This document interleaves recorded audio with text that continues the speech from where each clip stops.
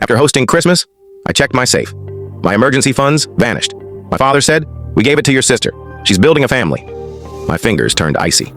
That night, I called my attorney. The next morning, a few emails were sent, certain accounts scrutinized.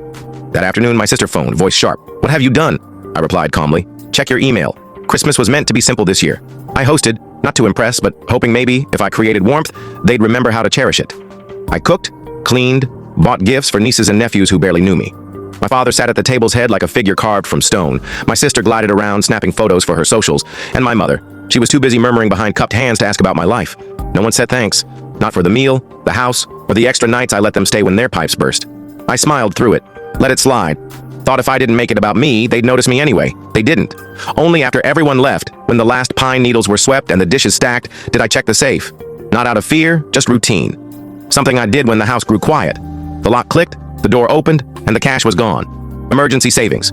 $14,000. Not investments, not a nest egg, just security. The kind you keep for when the world turns its back. And it had. I didn't scream, didn't panic. Just stood there, staring at the empty safe like it might confess. My father walked in, wiping his hands on a towel like he owned the place. "We gave it to your sister," he said, matter of fact. "She's starting a family." My hands went numb. Not, "We took it temporarily." Not, "She was desperate." Not even a heads up. They opened my safe, took my safety net, gave it away, and didn't think I deserved to know. I stayed silent. Walked to the entryway, sat on the bench by the coats, and pulled out my phone. One call. My attorney picked up on the second ring. "Evening," he said. "Trouble?" I explained. He paused, then said, "I'll start tracing it tonight." I nodded, though he couldn't see. Hung up. The next hour blurred. Emails sent, accounts checked, quiet moves, precise moves, nothing theatrical, not yet. That afternoon, my sister called, her voice jagged, near tears. "What have you done?" I didn't shout, didn't sigh, just said, "Check your inbox," and ended the call. She texted. Again. Then, "You're making this bigger than it is." It was just sitting there, like emergency funds grow on trees, like safes unlock themselves. I sat still, coffee cold, laptop humming with email chains growing by the minute.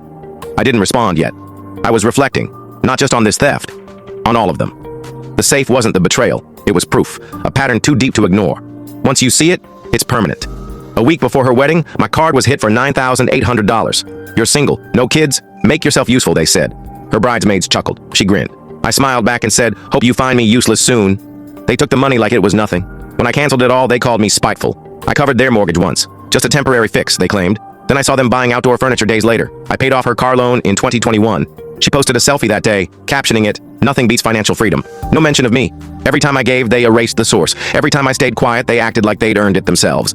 My mother's voice when I want to hear the full story? Just tap the link below and enjoy the rest.